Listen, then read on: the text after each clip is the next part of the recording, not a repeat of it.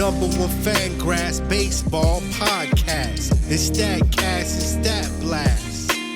TOPS Plus when the stats need contrast. Zips and steamer for the forecast. Hello and welcome to episode 2496 of Effectively Wild, a FanGraphs baseball podcast brought to you by our Patreon supporters.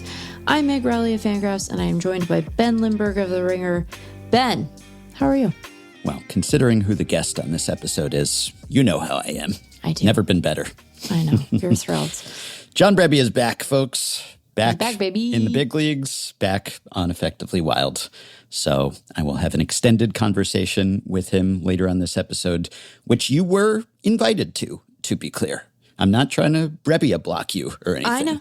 But it's kind of like, you know, when you're third wheeling it with a couple lovebirds and you invent a reason to get out of their hair kind of thing. And I said I would welcome a chaperone, you know, if you wanted to accompany us, like it's the Gilded Age or something. And, you know, you had to walk a discreet distance behind us just to ensure our virtue is intact or whatever, then that would have been totally fine.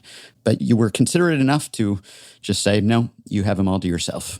You said I could be the chaperone. I was like, well, you don't need a chaperone. And then you went off to have your conversation. I was like, the use of the word chaperone maybe suggests that I should have interrogated the necessity there a little bit more closely. But I have confidence in your professionalism, Ben, you know, and your ability to be, well, you know, to clear a bar of being socially normal that walk right up to the line, but not over really it. Not making me feel better about it, though. You're making me nervous now to listen to your conversation, which seems bananas. So anyway, here we are, you know, Gilded Age coming back, Gilded Age. I'm well aware. Almost as excited about that as I am about Brebbia being back, but not quite. If you started referring to Brebbia as Train Daddy, then we would be in trouble, Ben. You know, we would have gone past the line, but you wouldn't do that because, well, one, it would be weird, and sort of divorced from his profession, and you know, he's not a brunette, so it doesn't work. It doesn't fit. Yes. Well, it all went great, so don't worry. And everyone will enjoy that conversation, I'm sure. But yeah, I kept the faith. You know, it's like the John Lennon song, "Nobody loves you when you're down and out." I still did when he was down, but he wasn't out, and now he's back up. And so pure is my affection for him that it didn't even dawn on me until days after he was promoted that this has serious minor league free agent draft implications, because I'm locked in a bit of a battle with other Ben, and other Ben drafted John Brebbia in the minor league free agent. Yeah, he sniped me, and I didn't even think about that, even though, of course, I want to win the minor league free agent draft. Didn't even occur to me because I just care about John Brebbia being back more than I care about my fortunes in the minor league free agent draft. Clemens has Brebbia and Brett Sullivan, both sides of the battery in Brebbia's Rockies debut the other day. So we will talk about his odyssey. He's been with a number of organizations over the past year, so we will talk about his journey. The journey that the man has made. He is in the journeyman phase, and we'll talk about changes he has made to his pitching. We'll talk about his entrance song. We'll talk about what AAA is like, what it's like to be kind of on the cusp of the big leagues and trying to find a spot to be back up there, and the differences among the levels, and also some CBA stuff we will discuss as well. So lots to talk about with Mr. Brebbia. I do want to bring up a few things before he joins. First, remember Ildemaro Vargas? Yeah. Remember when everyone had Ildemaro mania and he was batting 400 and he was one of the best hitters in baseball? I think we all kind of understood, okay, this is fun. It's probably a bit fluky. And I don't think anyone really bought that this was a new Ildemaro Vargas and he was just going to be a superstar from now on as a 34-year-old utility type. But we enjoyed it for what it was, I think. And the high water mark, at least once he got a little bit of playing time under his belt, he was batting .404 through May 1st. So at the end of May 1st, he was batting .404, .429, .702. He had a little bit of pop there too. Yeah.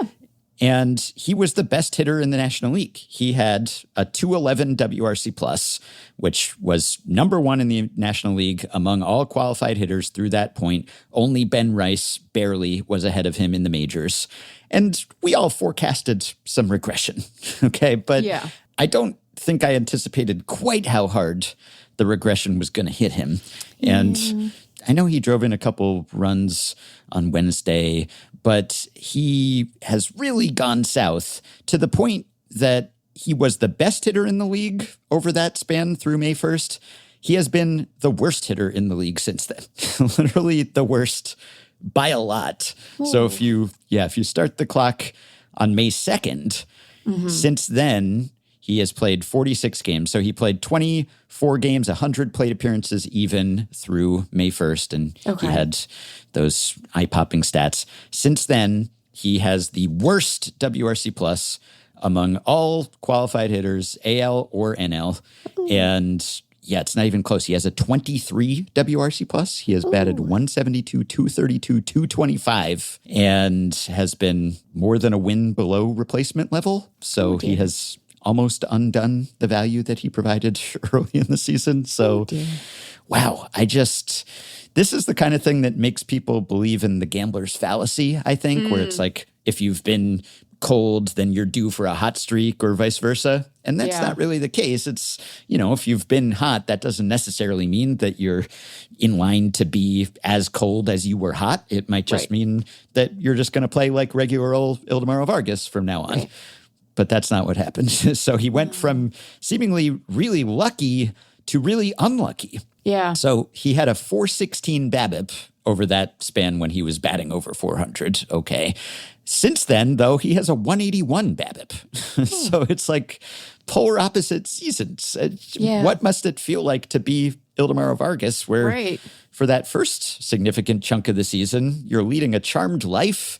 And I'm sure he probably had some sense of perspective, right? But it's got to be like Wile E. Coyote, and you run off the edge of the cliff, and you're still somehow suspended in the air until you look down and realize that there's nothing solid under you.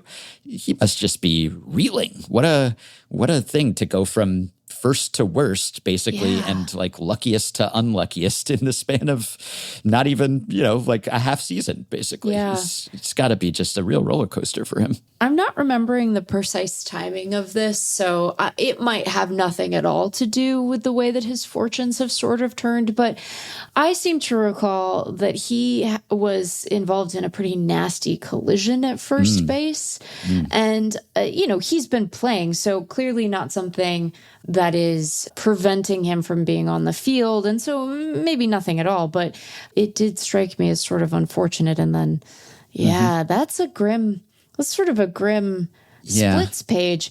Sometimes you're like, guys go through stretches where they are hot or cold. And we've talked plenty before about how streaky hitters are, to the point that we maybe do a bad job of communicating how typical that kind of streakiness can be for guys.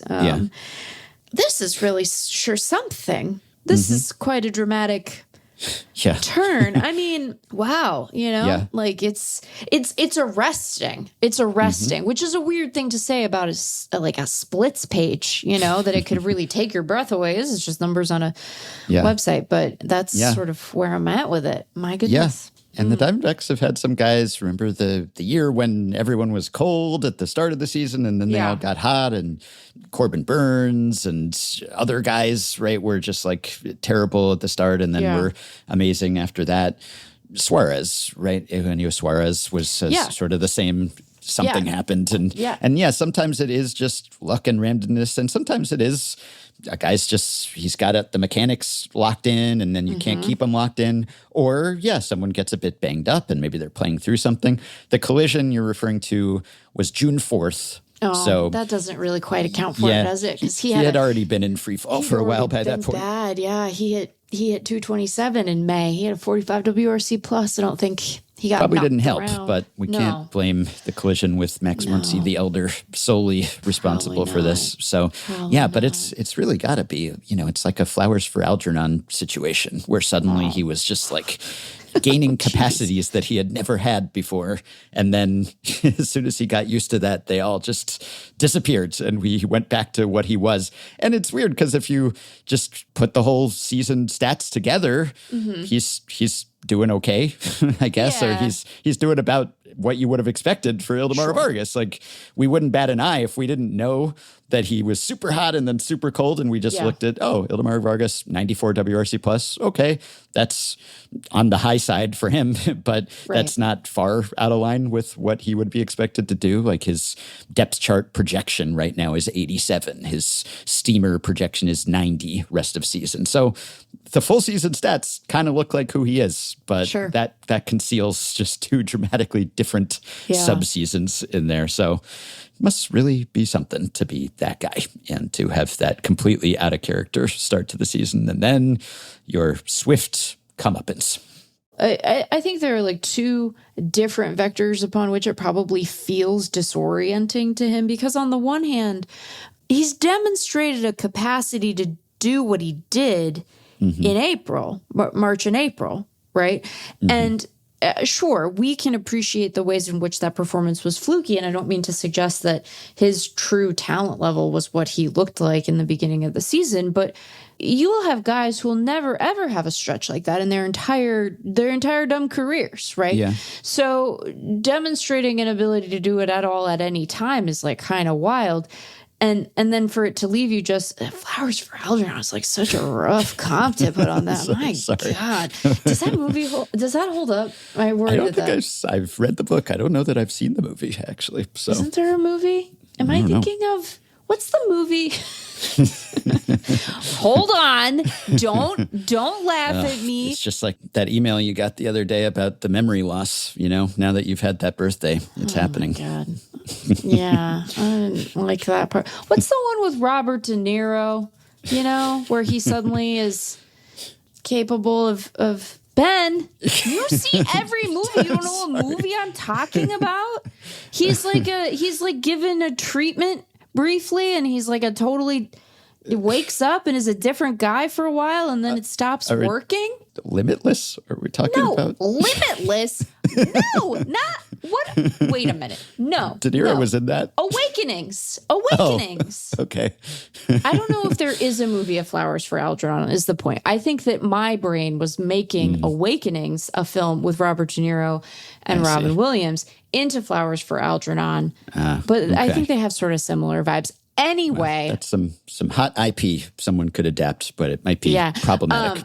But the second sort of avenue and street to walk down that would feel very strange is like, if you're the Diamondbacks, do you think you're cursed? Like, are you worried that there's like a kind of curse situation going on with you? Because here are the players who are currently hurt for the Diamondbacks. Now, mind you, many of these guys are pitchers, but James McCann and Jordan Lawler are hurt. Jordan Lawler's hurt again, Ben, again. And look, I don't want to be indifferent to the young man suffering, but am I glad he's no longer a prospect? I am, because we can't grapple with these injuries anymore. And then on the pitching side, they're still down Corbin Burns. He has had a setback, as we've discussed. Christian Ben is on the injured list. Ryan Nelson's on the injured list. Michael Soroka went on the injured list, strained glute. Blake Walston is on the injured list. Justin Martinez is still on the injured list. AJ Puck just had a setback in his recovery from surgery. And Andrew Saalfrank is out.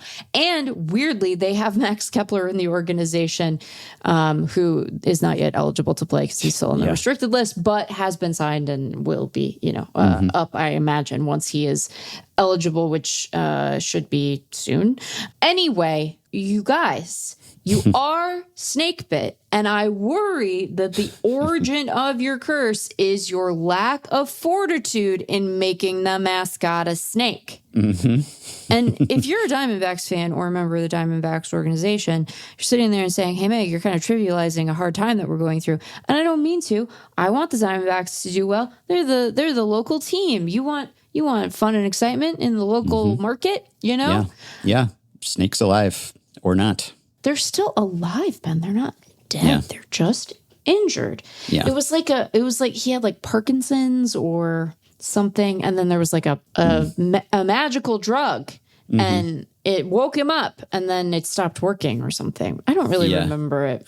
Yeah. I can tell. Yeah. Well, yeah. D-backs lousy, as Nora Morse said in a headline. That's an effectively wild deep cut, but they're not that lousy. They're in it. And maybe they'll get some of these guys back and they'll be better. But the trajectory of Vargas reminds me of the old sabermetric maxim, Voros's law, named after Voros McCracken. Any major league hitter can hit just about anything in 60 at-bats. Well, this was more than 60 at-bats. That was 94 at-bats for Vargas through May 1st. But even over larger samples, surprising stuff happens. Also, to head off some emails, there is a film adaptation of Flowers for Algernon, which delightful. I had forgotten because it's called Charlie, and it's from 1968, and Cliff Robertson played Charlie, the character from the book, and won Best Actor, won an Oscar for that movie. So not only a movie, but one that featured at least one good performance. And there is also a Flowers for Algernon TV movie starring Matthew Modine from the year 2000. I love Matthew Modine. Did they call that one Flowers for Algernon? Yes, they did. Why did they call Charlie Charlie? I don't know. Maybe we would have remembered it more quickly if they had called it the name of the book. But anyway, okay. So, speaking of injuries, the Cubs have a whole lot of them in their pitching staff. They basically don't have a pitching staff, or at least a starting rotation. And so they have made a trade with the Mets.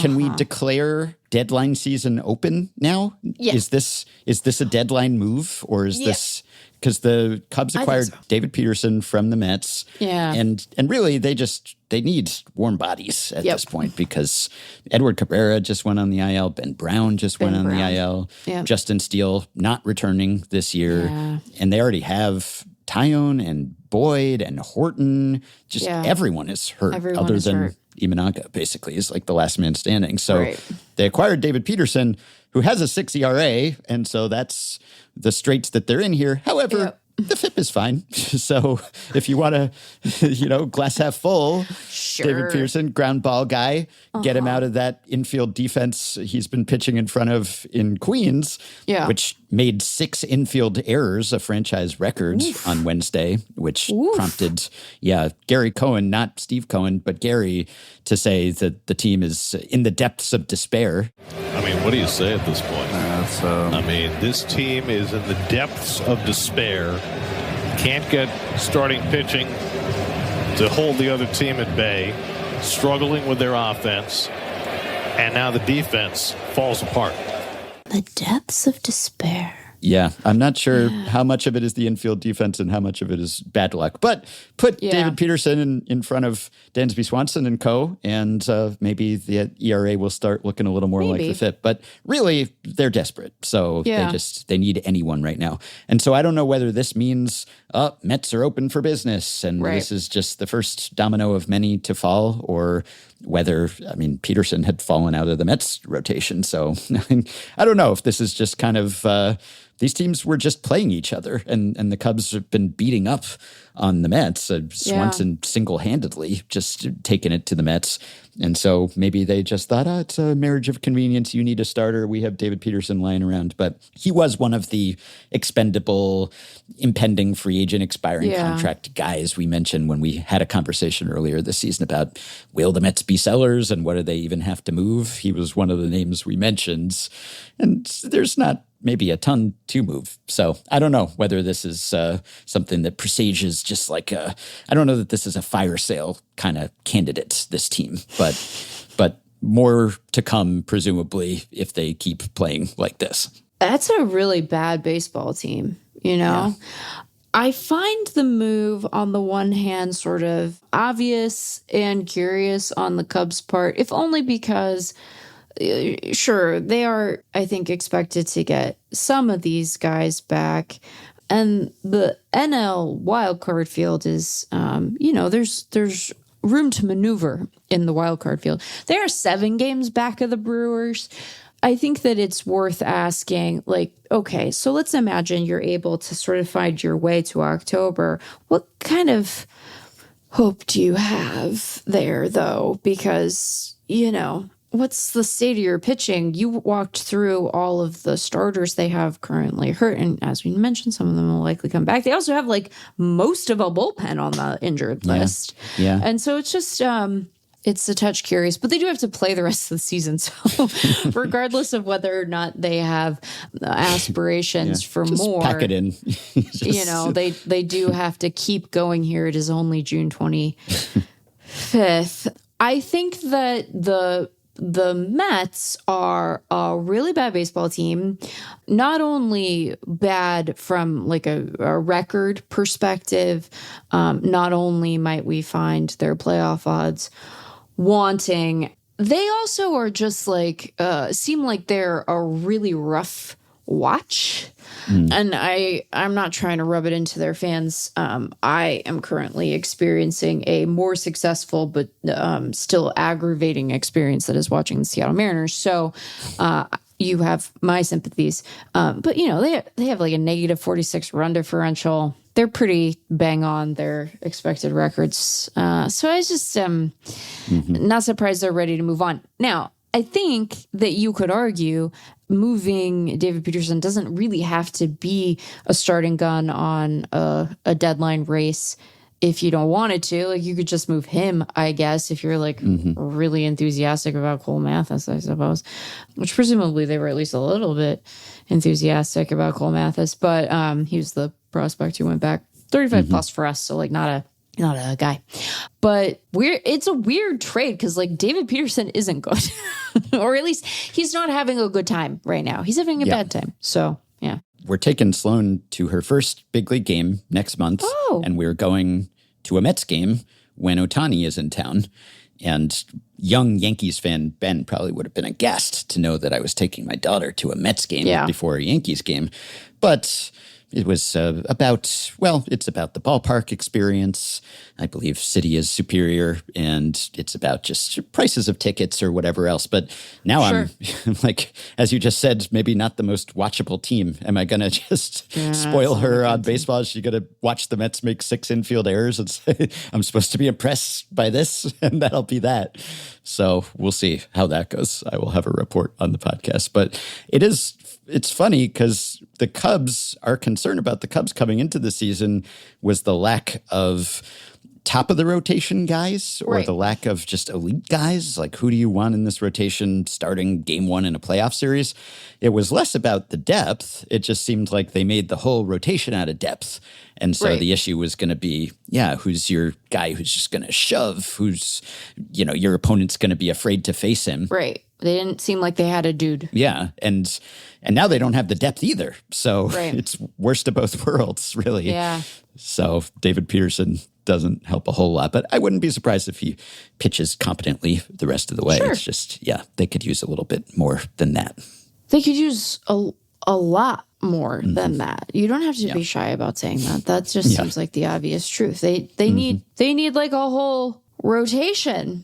And they need at least a couple of those guys who could be, reasonable playoff starters. And I don't know that they have anyone in-house right now. Now, maybe when guys come back, but you're still lacking of dudes. You are, you got no depth, no dudes. Couple other things. One, on the other side of town, Jazz Chisholm got hit in the balls. And a breaking ball fouled off of Chisholm. He felt that one. Remember, Jazz fouled a ball off his foot last night.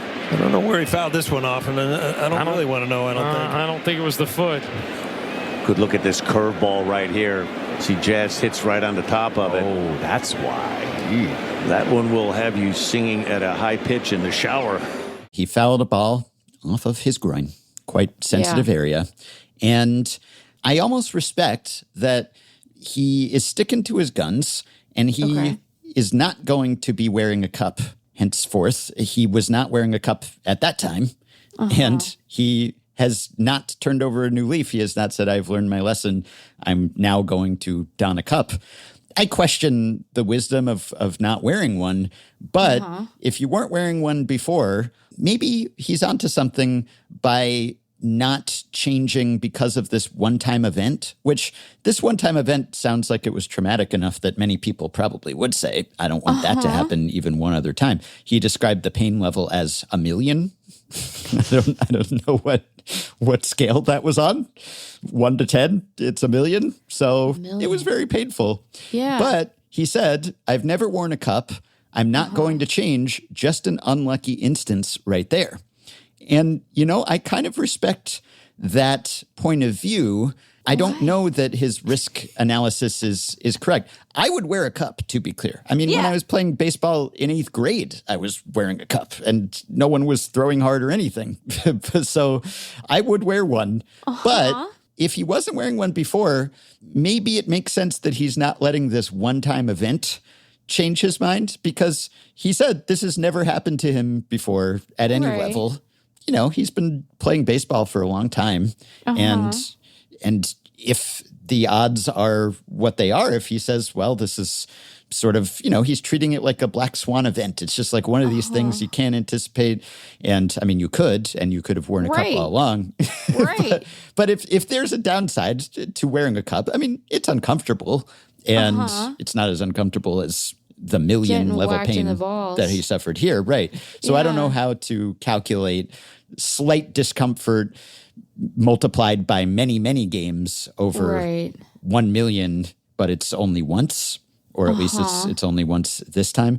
I'm just saying, like, the cost benefit analysis here, once you have decided that you don't want to wear one all the time, maybe one time of having this happen shouldn't actually change the calculus, because you could say, oh, see, this could happen many more times and now I have to wear a cup forever. And then he could wear a cup for the rest of his career and it could never happen again. And all that cup wearing would have been wasted, aside from, I guess, whatever psychological comfort you get from knowing that you won't be subject to 1 million. It still hurts if you get hit in the cup even, but it's not going to be 1 million. So on the one hand, I don't understand the decision in the first place not to wear it. Right. But once he reached the decision that that was the right thing for him before, then I kind of think maybe not letting yourself be swayed by a one-time only event that is very low probability, maybe he's onto something here. Ben, this is the dumbest thing you've ever said your entire time on this podcast. Galaxy brain. and look, I want to be clear. I respect and cherish you as a friend and as a thinker. I would submit that you are misfiring pretty badly on this particular one, though.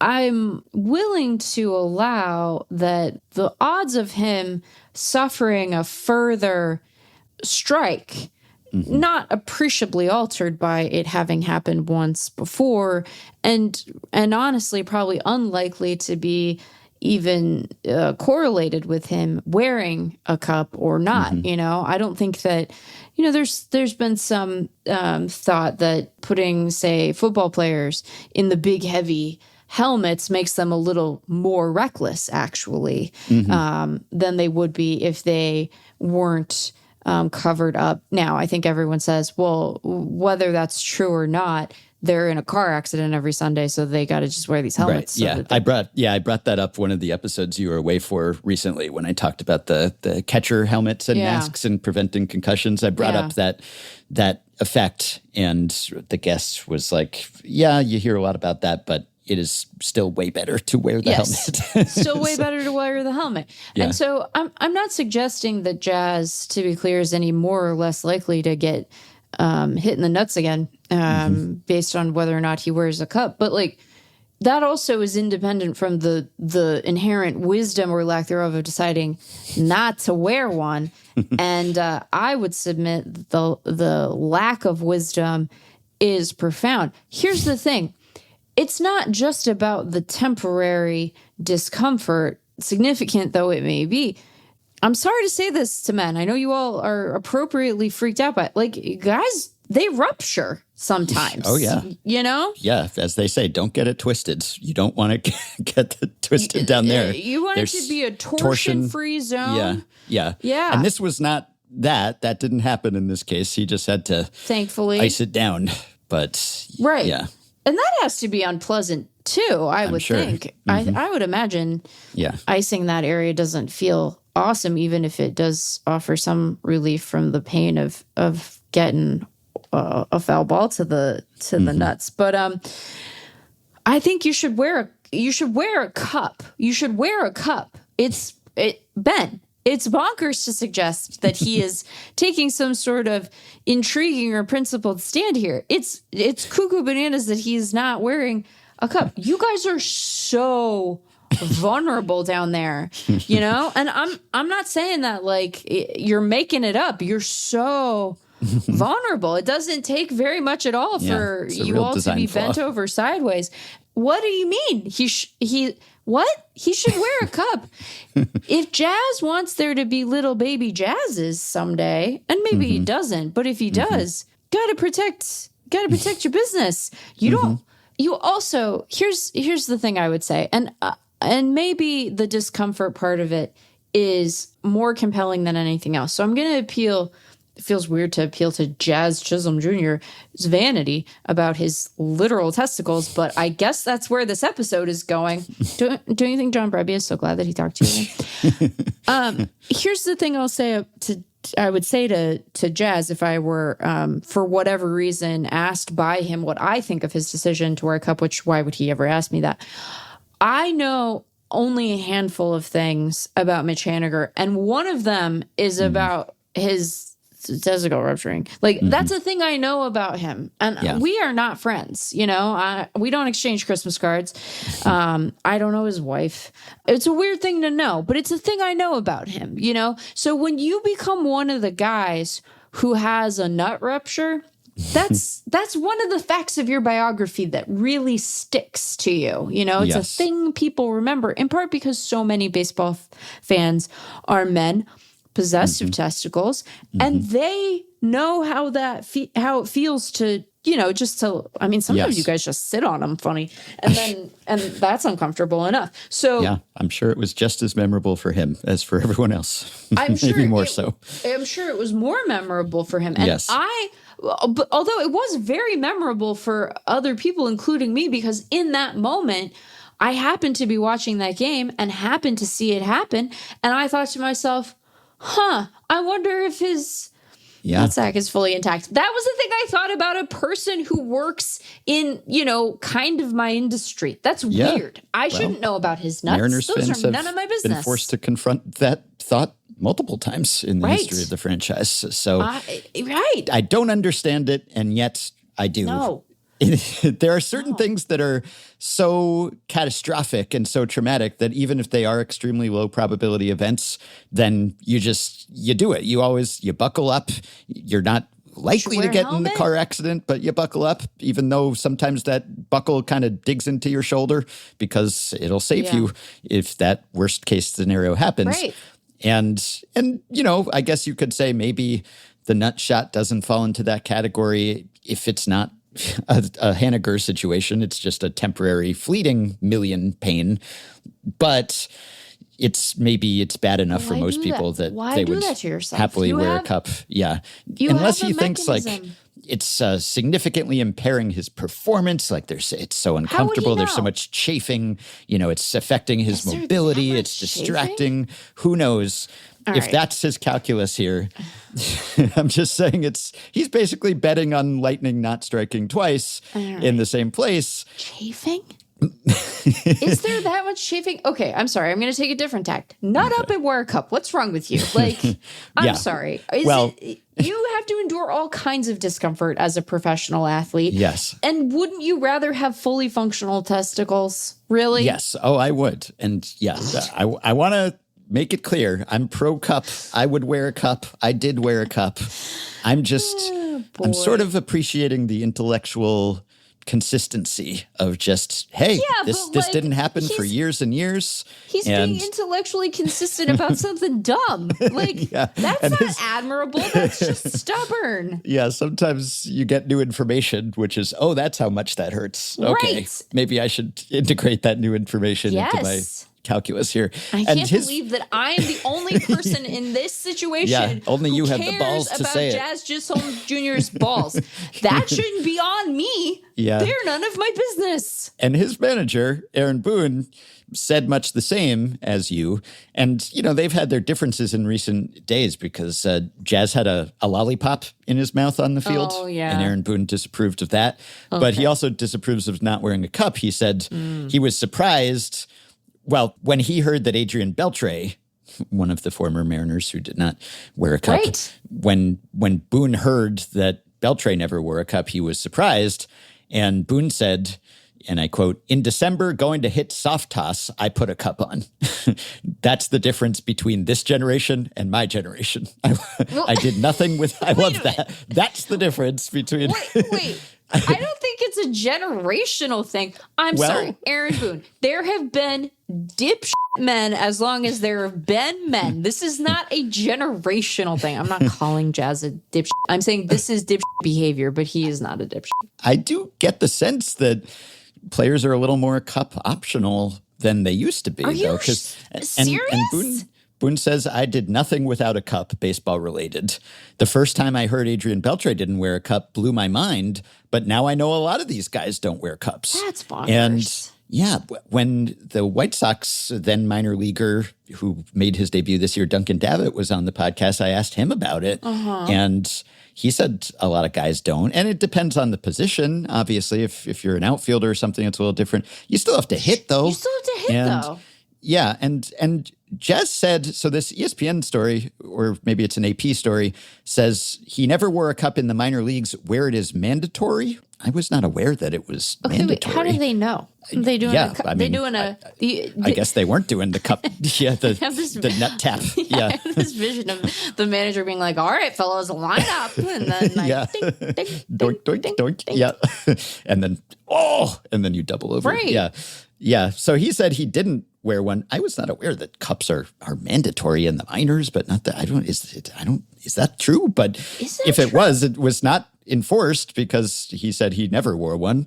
So yeah, I think that there is sort of a trend. I've just gotten the sense, not everyone declares their cup status publicly, right? But my perception just from reading things, I get the sense that not everyone wears one the way that they used to. So I don't know. Okay. I'm not sure why you wouldn't. I mean, the baseballs, that is, are traveling faster than they ever did. So yeah, you would think that you would have the most incentive to wear them now. Can we lay this at the feet of some podcaster? Is this a podcaster's fault? Is this like someone is Joe Rogan telling these boys that if you wear a cup, it's going to everyone's an incel, so they don't need their balls anyway or something. I don't. Yeah, maybe I don't know. Who knows? But yeah. Now I'm just. Nobody tell RFK Jr. about the cup stuff, okay? Like, just like everybody, we're keeping that to ourselves because I can't listen to that gravelly man talk about sperm count anymore. I can't. It's making me crazy. I do want to talk about baseballs because they've been more variable this year, but I'll save that for next time. It's puzzling, though, lately. There's been less resistance on those suckers for whatever reason. Anyway, just quickly, I keep saying and thinking this will be the last time that we'll have to talk about the fallout from Pride Night stuff. And we are kind of past talking about the actual Pride Night now. We're just talking about the response to the Pride Night. And so this week, Giants organization not covering itself in glory, Buster Posey called what has to be one of the more pointless press conferences. I don't know what the thinking was. Was it just, we got to put someone out there, we got to say something, but he just wasn't prepared to say anything about anything. And even the Rafael Devers situation, which they've all done some damage control and sort of smoothed it over, and Devers said he apologized and whatever else. But when Posey... Tony Vitello, quoted the town. Quoted the town for some reason. Right, but didn't have the gumption to do the actual full quote, and so just sounded like he only vaguely knew of the town. You guys, tighten up over there, man. Yeah. If he came over to my condo and said... I need your help. You can't ask about it, and we're going to do some damage. All I'd say is whose car we're going to take. So they put Posey out there, and he wasn't really prepared to talk about Devers because he hadn't talked to Devers himself at that point. Right. So it was like, what are you doing out here? And what he did was make a very brief, just kind of wishy-washy acknowledgement of the Pride Night controversy, and was basically just like, we know there are strong feelings about this or something, and so out of respect, I'm clamming up and not saying anything. That's basically what he said. That was kind of the preamble. Yeah. And then he said, I'm just going to take baseball questions. And then in response to every subsequent question was just like, just baseball questions, just baseball questions. Did you object to those nights when you were a player? And also, did you or anyone from the organization talk to Tony, talk to the players, and explain the importance of this demographic to your business, the importance of this evening for the fans? I mentioned that I'm not going to revisit it, so if you want to ask baseball questions, I'll answer baseball questions. Were you planning to reach out to the gay community about any of this, or no?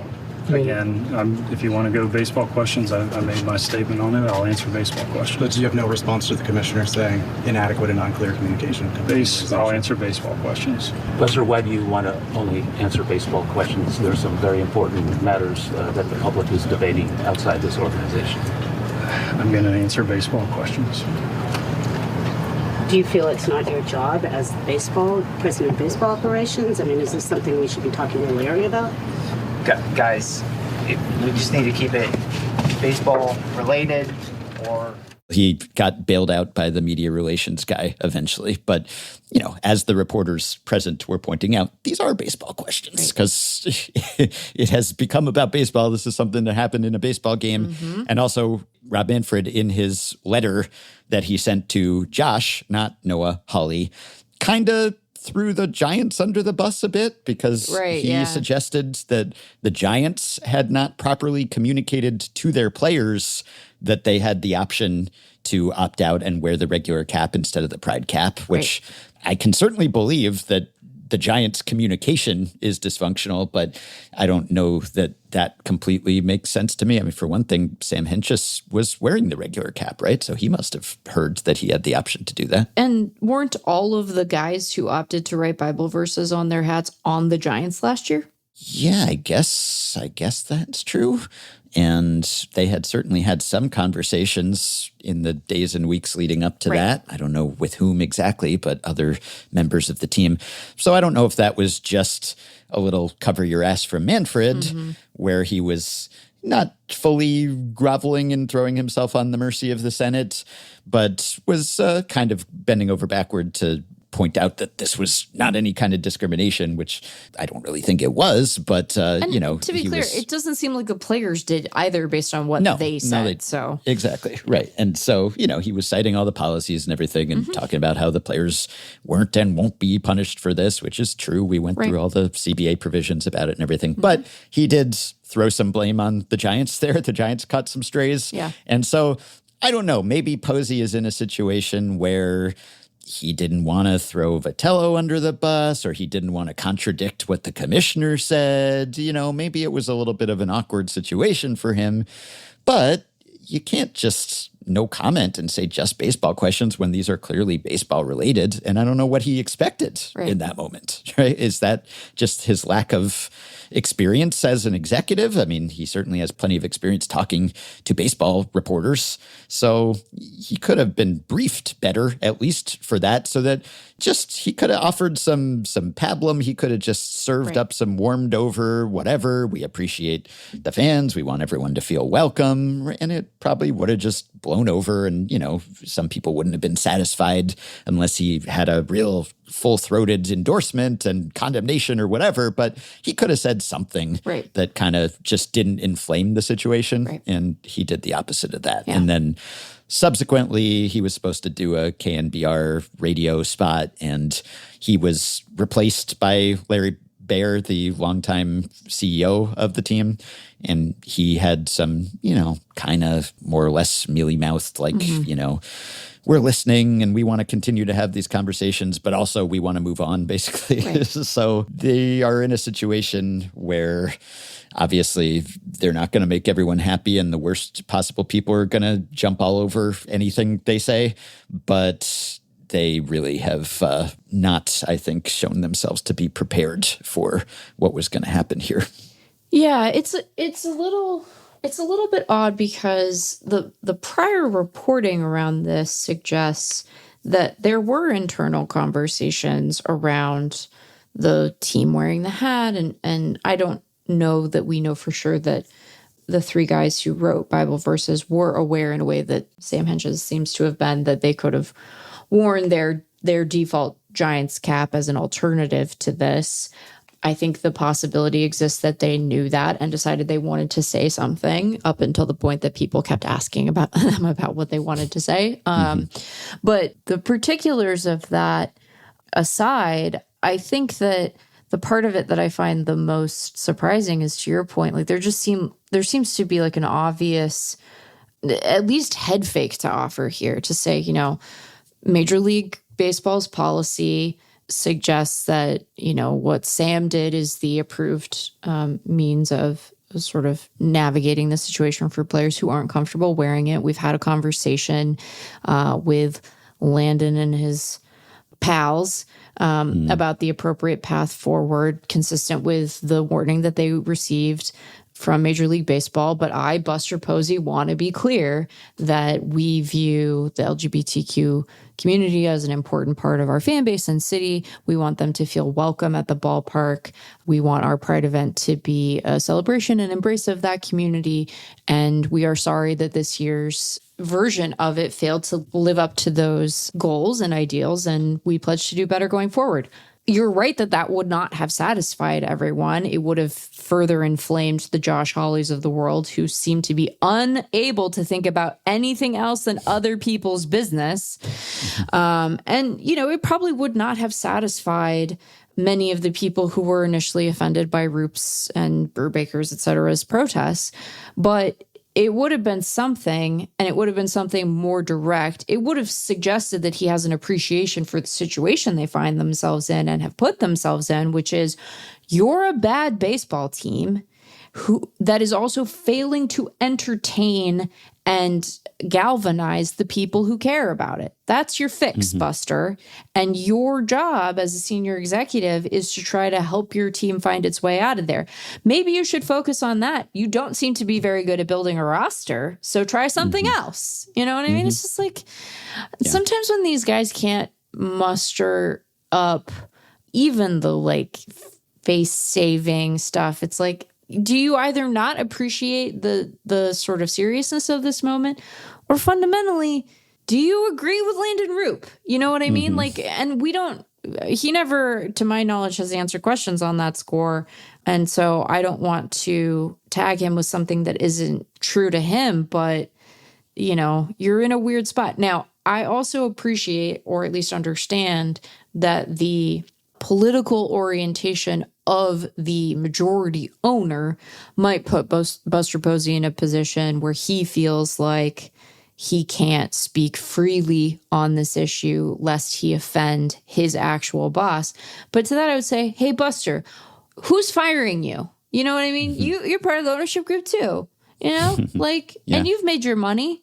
This is a bad situation. Wouldn't it be a little favor to you if you got fired? Really? This isn't going well. You seem like you have constructed and lit the match to a tire fire. So I don't know. It's just it's a really unfortunate thing because, as we said in the initial conversation we had about this event isn't supposed to be about any of these yahoos, right? It's not supposed to be about any of the chuckleheads that can't see their way past their own discomfort with other people's personal lives. It's supposed to be about this community, and it's one that has a really long-standing, place in San Francisco. And I wish that were the focus, but it's not, because these guys can't stop tripping over their own dicks about it. I don't know, man. This is like This is the PR equivalent of not wearing a cup, I guess. Right.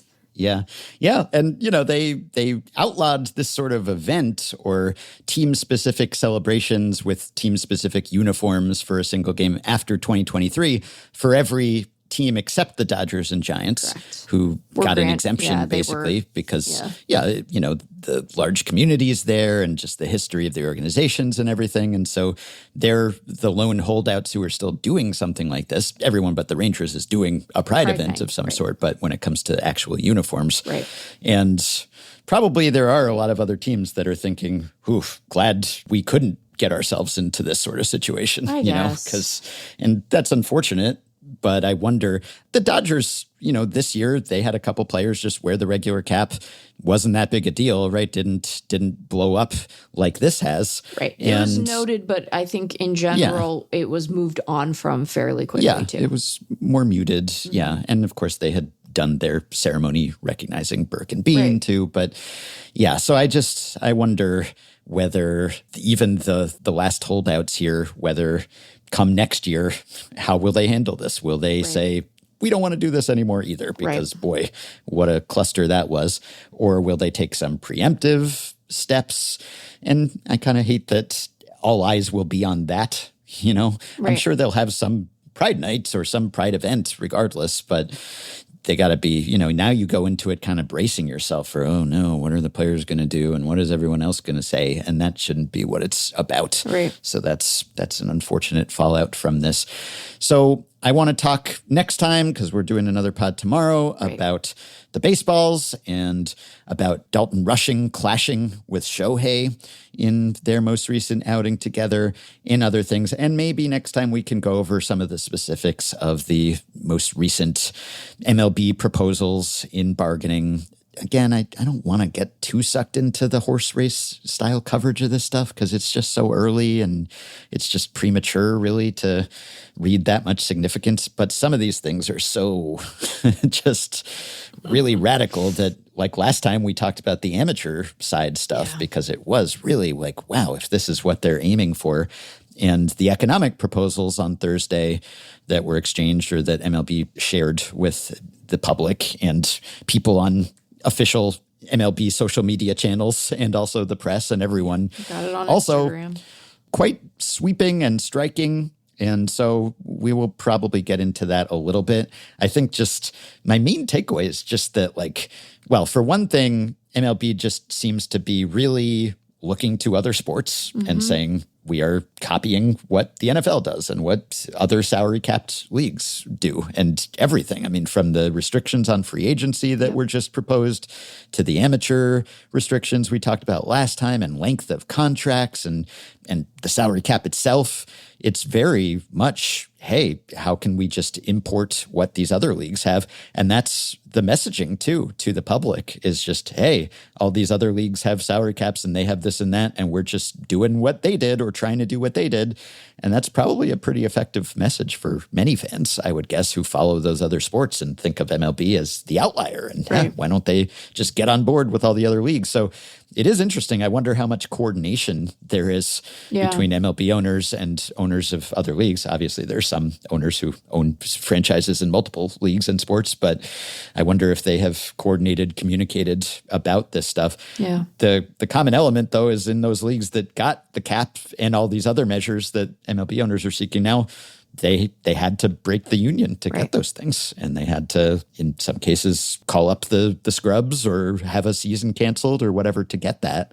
And I still continue to doubt that MLB owners have the stomach for that this time around. We'll see. The other thing that has stood out to me is that these are I know they're opening offers, but they're still quite drastic in many cases. And I know that maybe the negotiating strategy might be, okay, we'll start with this wild proposal we're never going to get, and then everyone will be anchored to that, and then we will slowly come to the middle. But the more we move the Overton window or whatever, we start more extreme, then when we inevitably end up in the middle somewhere, it'll be closer to our side if we propose something that's really ambitious. But that could backfire also. And it might turn out to be just the opposite, where you overreach with your initial asks, and then that rallies resistance, or it makes the other side less willing to listen to you or to think that you're bargaining in good faith. So we'll see how that works out too. But that sort of seems to be the strategy. It's like, let's totally shoot for the moon here. Yeah. And then maybe we'll wind up with more of what we want. But I don't know. It's a bold strategy. We'll see if that works out for them. Yeah, it's interesting because, their approach in the last CBA negotiation was to really refuse to come to the table much at all prior to, certainly during the season. We've seen, as we discussed when the Players Association's proposal came out and then the league responded so quickly, it feels like we are seeing more action earlier in this round. But I don't know that I would characterize it as being all that much more productive, because all of these proposals from the league's perspective are at least partially dependent on the institution of a cap and floor, because many of them would lack sort of a mechanism by which to make them happen if that system isn't there for them. And so I'm skeptical that what we end up with will look remotely like this when it's all said and done. But we'll just see. We'll get into some of the more granular proposals next time, just to make sure everyone's sort of keeping up with where the two parties are sitting. But the punchline is no closer together than they were the last time we went through any of this stuff. So all right, more to come and soon, and more to come immediately, because I'm about to talk to John Brebbia, and we will get into some CBA stuff, just kind of taking his temperature and getting a reading on how the players are feeling mood-wise about all of this. But we'll take a quick break, and then we'll be back with Brebbia, and we'll pick up mid-conversation. How are you? I'm okay. We got so much to do today. Breaking balls and breaking snells, and those stats won't blast themselves. Effectively wild, effectively wild, effectively wild, effectively wild, effectively wild. Hope you're not sacrificing any exciting off-day plans. No, about 20 minutes of pool time. That's about it. 20 minutes in the sun that I don't need. So this is actually perfect. Oh, yeah. I'm with you on that. It doesn't matter what SPF I employ. They have not yet, the scientists in the lab have not yet created the level of SPF that would protect people with our complexion, I think. Yeah, so I need my lead coat, my lead overcoat to keep it all out. And the beard. That's why you just grow the beard longer and longer to cover more of your face. Yeah, this is not a baseball thing. It gets longer as the summer goes on.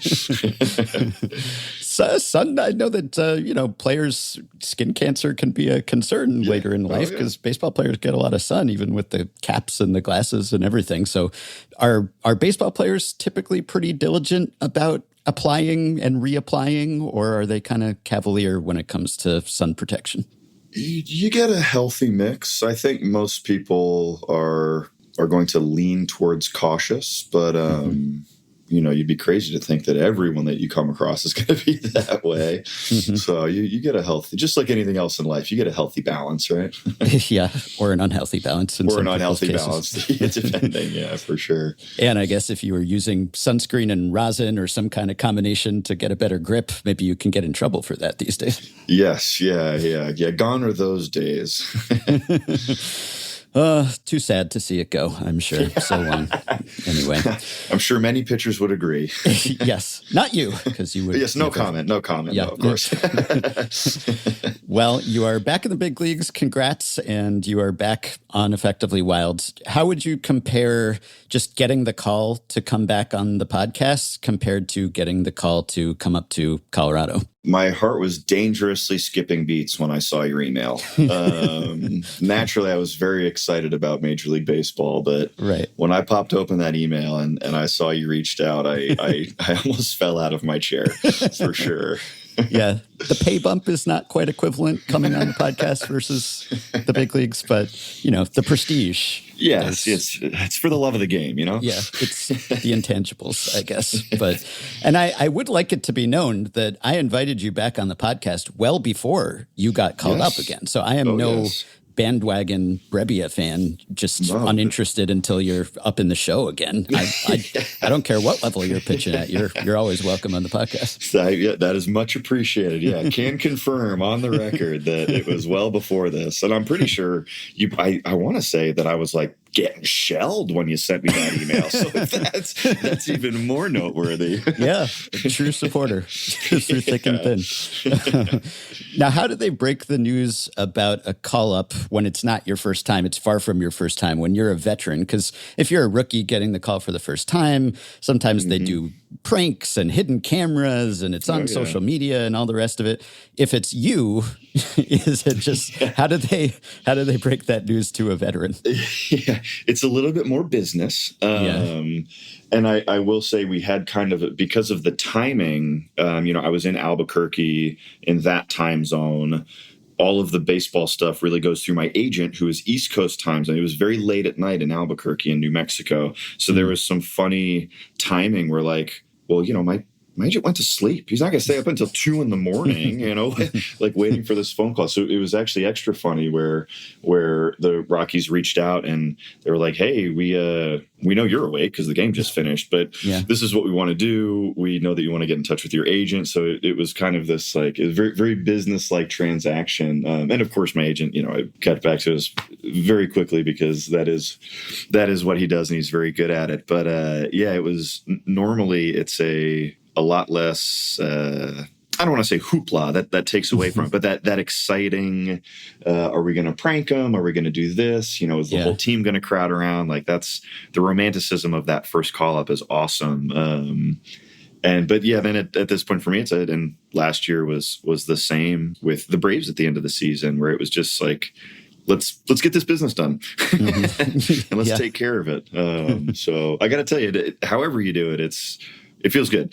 Yeah, I'm sure it does. Yeah, I was going to say, because even if you've got 8 years in coming into this year like you do, you never know. At some point, it's going to be the end for everyone. And absolutely. I'm sure you're bouncing around hoping that call's going to come, but you can't take it for granted. So, and after you've been with a few teams, I'm sure it is quite a relief and a thrill, even if it's not ever like the first time again. Yeah, no, yeah, absolutely. It's I can't imagine a scenario where it won't feel good. So if it ever does, if I ever tell you, it wasn't that exciting, it's time. It's time for me to go. I got to move on. But so far it's been great. Yeah.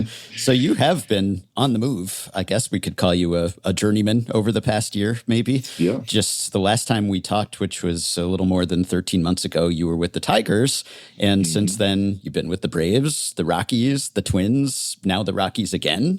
So take me through the various employers and team changes. So going from the Tigers to the Braves last year, very much Tigers, deservedly so. They were a great organization. Nothing bad to say. They did the right thing. I was terrible. So they moved on from me. And that just kind of started this whole like, okay, well, we got to make some big changes because, I love ball, want to play. So got to the Braves and started to implement some of those changes. And some things worked, some things didn't. Ended up having what the Braves would consider a good enough time there to get called up for just a little bit. And then, I to be honest, couldn't tell you exactly how the end of that season went, but I know that I gave up a couple of runs eventually at some point, and the Braves said no more. And I actually spent the last few days with the Red Sox. That's right. Yeah. At the very end of the season. Yeah. That's hit the IL for getting sick. So never actually ended up playing with them, which was a whole nother fun adventure. I can make a note of in my little wacky things that happen in baseball list. And it's sort of been ever since just attempting to restructure, reorganize, find out what works, find out what doesn't. I was fortunate enough to be able to sign with the Rockies this offseason and learn some new things in camp with them and test some new things out in camp with them. Not making the opening day roster. So I opted out and took a chance somewhere else, kind of constantly looking for constantly looking for that chance to play Major League Baseball.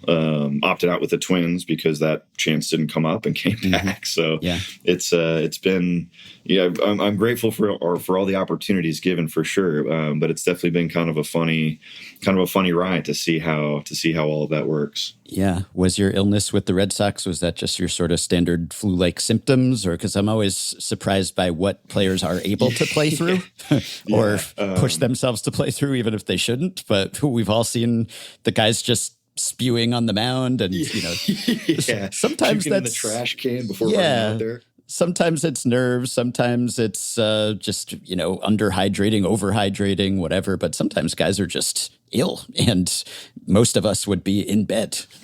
Yeah, there's something is going to go around a clubhouse at least once a year. For me, I got hand, foot, and mouth disease. Oh, wow. It was extremely mild, as I have had it when I took it was actually an off-season baseball trip to Japan in 2018. I got it there, and the symptoms were much less comfortable than they were this last time around. And I'll never forget asking the Google search bar when I first kind of saw the symptoms and thought, wow, this reminds me of 7 years ago. Like, there's no way. And I said, hey, Google, is this hand, foot, and mouth? I've had it before. And Google promptly said, oof, there's no way, buddy. It's almost impossible for adults to get it twice. And lo and behold, I am the almost part of that impossible. Thanks, AI summary. Never steers you wrong. Yeah. So I actually felt okay, and I was continuing to do baseball stuff, but I was, very contagious. And if someone else gets it worse than I do, it'll hijack a team's roster if everyone has it. So it was one of those things where they're like, we got to have X number of days where you just kind of can't be around people. And that would have taken us to the end of the season. So both myself and the team more or less agreed, like, well, let's just go home. There's no point in just standing here for 10 days and then leaving. We don't want everyone being infected by John Brebbia. But I was wondering if you caught it from your kid or something, because that was going around my daughter's pre-K class last year. and that was another thing. Kids can get it. And then because I'm a Taylor Sheridan sicko, I was watching Dutton Ranch the other day. And now when, the herd catches, I guess it would be hoof and mouth, because we don't have hooves, but they had to put down the whole herd. So fortunately that didn't happen to you. Thank goodness I rebounded from it. So how disruptive is this for your family then?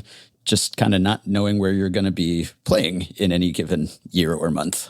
Yeah, I mean, it's highly disruptive, right? But it's also worth it. Right? Are they bouncing around? They actually came out to visit, and they were halfway through their trip out to see me when I got called up with the Rockies. So they did a last, they flew out to Albuquerque, and then we did this last minute, midnight to 1 o'clock in the morning. My wife and I are like trying to figure out packing, and are they going to drive to Colorado, fly? Can we change our flights? How do we return? A little bit of this chaos. And they ended up driving up to Colorado. So it is absolutely disruptive, but it's partially expected just because of the lifestyle, and B, it's so worth it. The experiences that the family gets to have and all that stuff. Now I have significantly fewer experiences traveling with tired kids, sticking them in a long car ride, unpacking all their stuff at yet another hotel. So my wife is absolutely not a complainer, but I would have to imagine that there are a few less smiles and a few more frowns as she's dragging kids across the country all the time.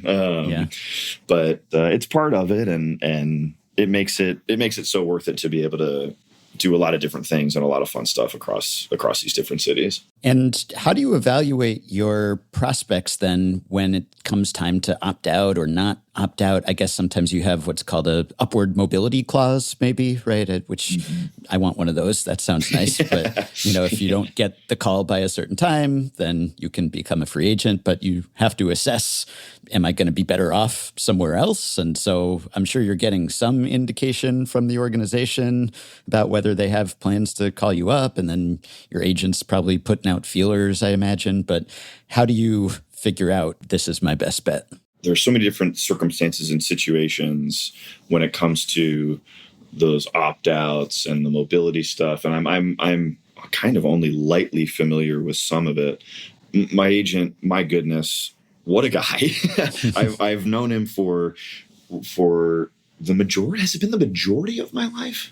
Half my life? I mean, my goodness, he's much more an incredibly close friend, a best friend, than he is an agent at times, most of the time. But he is constantly doing work, and he's constantly assessing other teams and looking for the best opportunity to play Major League Baseball, or the opportunity that would be best for me and my family. So when you negotiate those opt-outs and those dates into contracts, as the time gets close, I try not to play, armchair GM, because I have such little experience with that. I can't imagine how far off my input or advice would be if I were just giving it to myself. So I rely very heavily. Yeah. I rely very heavily on my agent, Joe, and he does a great job, getting those feelers out there and assessing other teams and looking for places that are the right fit. And then we go. And then we pack up and then we go. It's an interesting process, and a lot of people have very different experiences with the two based on the things in their contract. So there's so much that can happen. And I don't want to make you demean your current team, because the Rockies are much improved this year from last year. But last year, of course, they struggled, would be putting it lightly, right? This is one of the worst teams of all time. I'll say it, so you don't have to.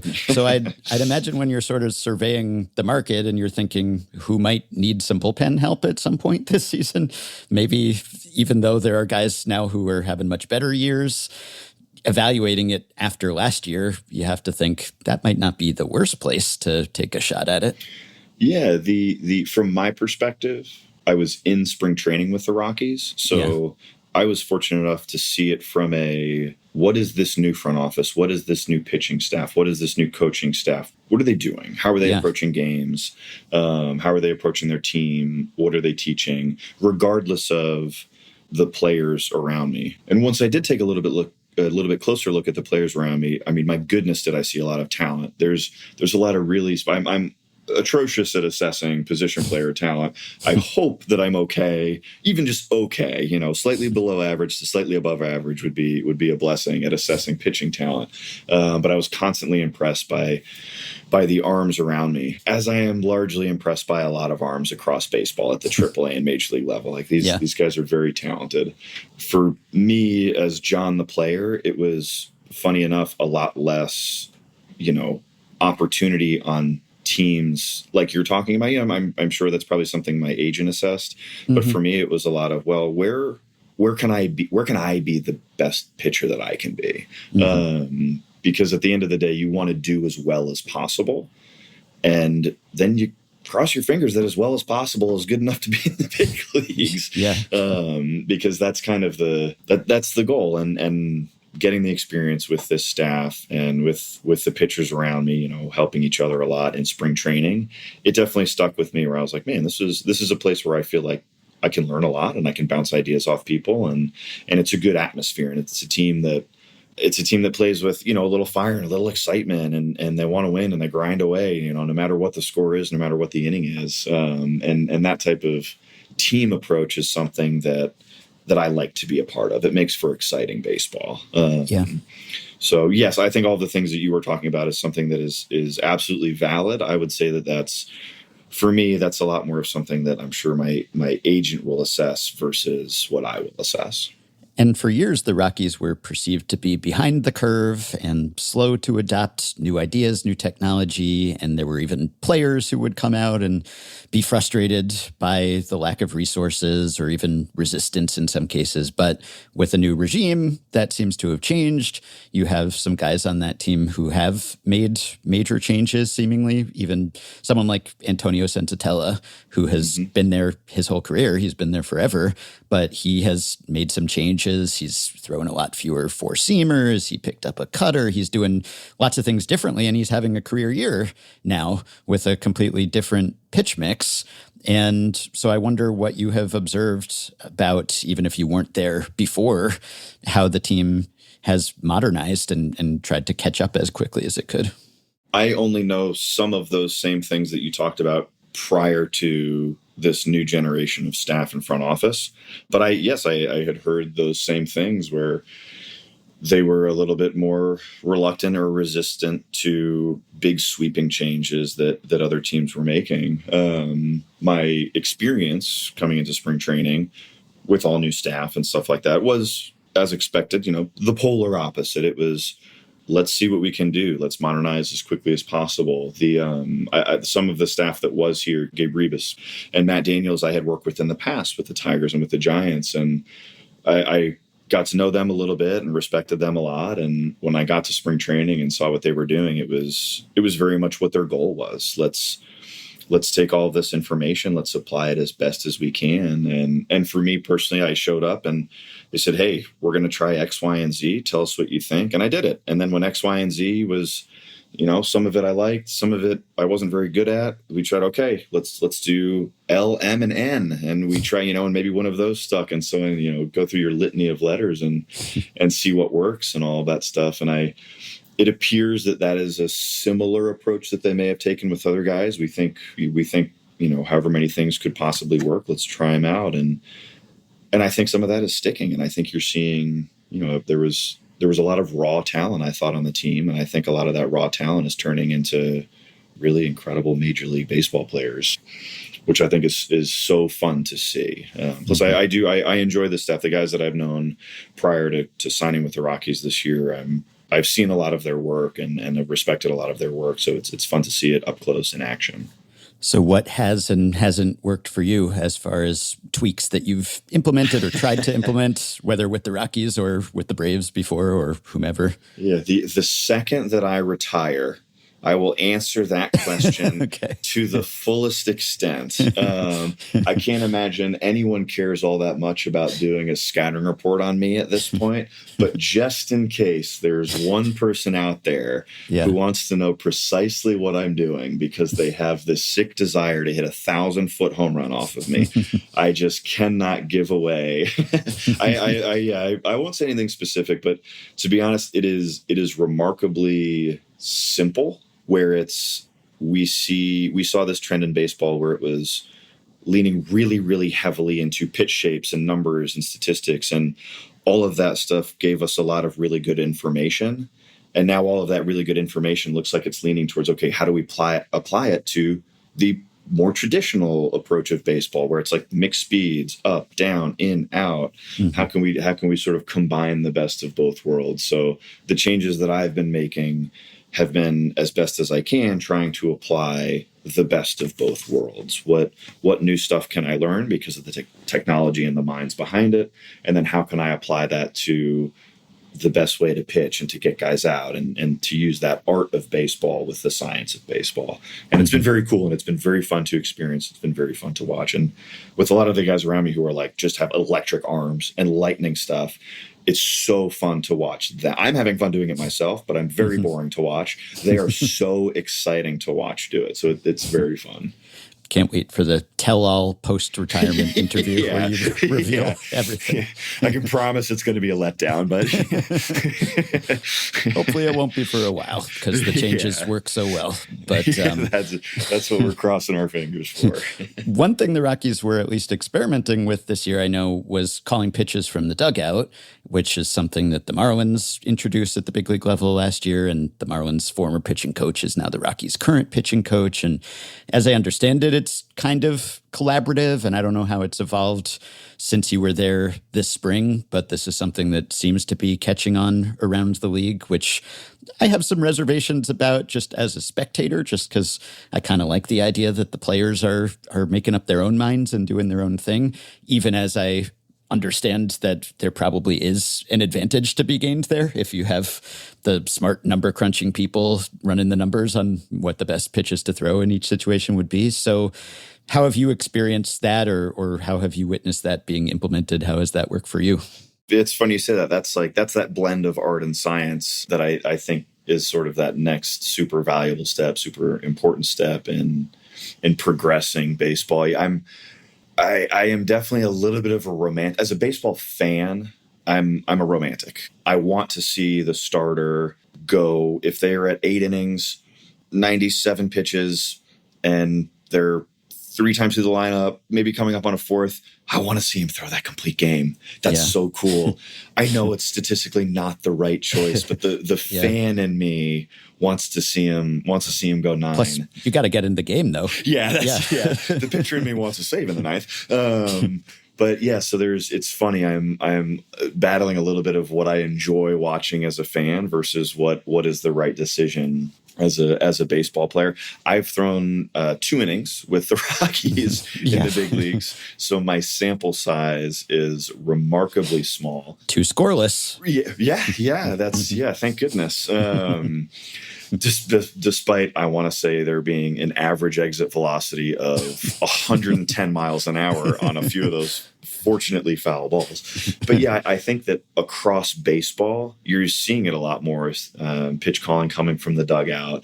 And I think that we're in a little bit of a trial and error phase of when is there a correct pitch to throw based on what a hitter can and can't do versus what a pitcher can and can't do. And when is it a little bit more feel? What did that previous hitter's swing look like? What pitches have they seen today? Because there are just so many variables that go into throwing the quote unquote correct pitch that I think it makes it the concept of calling pitches from the dugout, I think, is really strong. But it's the application that teams are trying to figure out right now. In my 2 innings, I couldn't tell you. I can't tell you what's, if it's perfect or imperfect or where there can be, benefits or advantages taken from it. But I think because a lot of teams are doing it, I think that it's something that's really exciting to see what will work and what won't work. That's also kind of exciting too. I hope I'm not the one that's experiencing out there when it doesn't work, but I definitely think there's a middle ground where, players on the field are going to have to go with their gut, but then they're also should be taking suggestions from the dugout. As I think most teams are calling them pitch suggestions more than pitch calling, which I think is a very fair way to look at it. But yeah, as a fan, I love seeing the pitchers and catchers do it. But as a player, it's like, no, sometimes I don't know what to do. Sometimes I have absolutely no idea. Because guess what? Maybe I forgot. Oh, shoot. Is this the guy that can hit fastballs down? Or is this the guy that can't hit fastballs down away? And when you see so many different names and so many different hitters, scouting reports can just be tricky to remember. So it's really nice to have that help from the dugout. Yeah. So are you even conscious of how the signs are being relayed then? I don't know if you're someone who typically just whatever the catcher tells you, you do, or whether it's more of a two-way street. But if the catcher's getting signs from the dugout, like I guess what Brett Sullivan was catching you in your Rockies debut. Yes. So are you even aware of how the sign is coming to you, or is it just, well, the voice in my pitch-com said throw this? So the pitch-com lord is giving me signs. There was an outing in spring training where it was coming from the dugout, and maybe because I knew that was going to be the first outing where we did it, I was paying a little closer attention. But in spring training, I was standing there and I could watch the catcher look in, get the sign and give it to me. The other day, to be totally honest, I wasn't quite as focused on it. So I did not notice the catcher looking in or however they're relaying signs or whatever it may be. If you had asked me right after the game, hey, was he getting signs from the dugout? I would have said, oh, you know what? I don't know. Maybe. So he could have or he could not have. I actually don't know. Either way, the inning was, the pace of the inning was totally fine. So if they were doing it, it wasn't getting in the way of anything. So are you having to change your conditioning routine at all to adjust to the altitude? I know you're in Minnesota as we speak, so you're not gasping for breath during our interview or anything, but are you doing more wind sprints or fewer wind sprints, or what's the plan? Yeah, that's fun. Yeah, if I was in Denver doing this interview, it would have been over 10 minutes ago because I'd be huffing and puffing. I signed with the Rockies and went to Albuquerque 2.5 weeks ago, 3 weeks ago. And Albuquerque is a higher altitude than Coors. So I was there for a few days. We did a road trip for a couple of weeks too, in Salt Lake, and Tacoma. So Tacoma's more sea level. Salt Lake's a good bit higher. So I've somewhat conditioned myself on those road trips, and then for about a week in Albuquerque. Yeah, you got to hit the cardio a little bit more. Mm-hmm. That run in from the bullpen to you. I mean, I am just praying that the umpire checks my hands halfway through, because then I can sit there and be like, look, I'm tired. I know you're tired from standing out here working all day. Just let me count to 3 before you start that clock, and I can run in there. Got to get a bullpen cart in action there. Yeah, right. Yeah, people might finally start taking it. But no, it's you change it up a little bit, but you power through when you can. Now, you are, as we speak, don't want to jinx anything, but I think you're on a 10-game scoreless streak if we combine levels and organizations. So watch out. Christopher Sanchez, Oral Hershiser, you're coming for them. Yeah, I'm sure. And that helped earn this call-up for you. And when you were with St. Paul in AAA for the Twins, you were pitching pretty well strikeout and walk rate-wise, but you just had a few bad outings in there, which I guess any pitcher can say, well, if you just took out the few bad games, then my ERA would be great. But, there was like 1 3-homer game, right, which sort of screwed things up for you. Don't forget the 2 doubles off the wall, too. Don't forget that if the wall was just a little bit lower, it would have been a 5-homer if you'd been in Albuquerque or Denver. Oh yeah. So funny. Did a switch flip at some point when you went to Albuquerque? You have not given up a run as a member of the Rockies organization. So is that coincidence, luck, or is that one of the mysterious changes that you may or may not have implemented? Sheer luck, for sure. No, there's throughout spring training in the beginning of the season, when I started with St. Paul, blended together approach-wise. Trying some new things, seeing what's effective, seeing what's not effective, making some mid-season changes that some worked, some, boy, did they not work. And we can point to I believe almost immediately after the barrage of home runs, there was also a barrage of walks. So, some of those new things didn't go so well, didn't work so well. So I would say that this is a little bit more tinkering and not major overhauling. Mm-hmm. And I've gotten extremely lucky as well. I've faced some really good hitters, and boy, have they maybe just missed some pitches. So I will cross my fingers to hope that happens as much as possible. But we'll see going forward. I was reading an article by Tyler Kepner in The Athletic about Rick Sweet, the manager of the Nashville Sounds, who is coming up on the all-time number of games managed. He's going to set the record for most games managed in the minors. And there was a quote in this piece from Terry Collins, former major league and minor league manager, who said, AAA manager is the hardest job in baseball because half your team isn't happy. And I guess the idea is that you have guys who have been in the bigs and they are unhappy that they're not there, or they haven't been there yet and they feel like they should be. And so you're so close and yet so far. And maybe you have some guys who are on the downside of their careers, and so they're kind of trying to recapture the former glory and everything. So having spent some time in AAA recently, is that the case? And did you try not to be one of the unhappy guys? It's funny. I think that, yes, there are definitely people that are unhappy. I attempt to be not unhappy, but there's a lot of it is just driven by that desire to be in the major leagues. Oftentimes it's less unhappy because they're a miserable person or something like that. And it's more unhappy because I want it so bad. I want the big leagues so bad. So I think that it can often get construed as a little bit more negative when there are definitely people that may be unhappy, and it's not fun to be around, but there are also people out there, and I was one of them in AAA. Was I unhappy to be in AAA? Yes, of course. Was I not miserable? Yeah, I would like to think that maybe I wasn't super miserable to be around, but yeah, definitely it's more of this drive to want to be in the big leagues that I think can take over a team. That is a very funny line where it's half your team is unhappy, which is, I'd also say half your team is there for 2 weeks, and then there's turnover too. Like you're dealing with so many different people. Also, especially I think in the modern game, there's so much turnover at the AAA level. But yeah, there's grateful to play for me personally. Grateful to play at any level. Grateful to be given the opportunity. But you want to get out of the minor leagues. The big leagues is so cool, and anyone that's experienced the big leagues and is in the minor leagues, I think has that itch where we got to get back. It's so great up there. The challenge, the extreme challenge, the lifestyle, the flights, the hotels, like everything is it's so nice. And then you get to go out there and you get to compete against the best. And it feels really good when, even if the best in baseball hits a screaming line drive that almost takes your face off, but it's caught by the center fielder, as a pitcher, you feel pretty good. You got him out.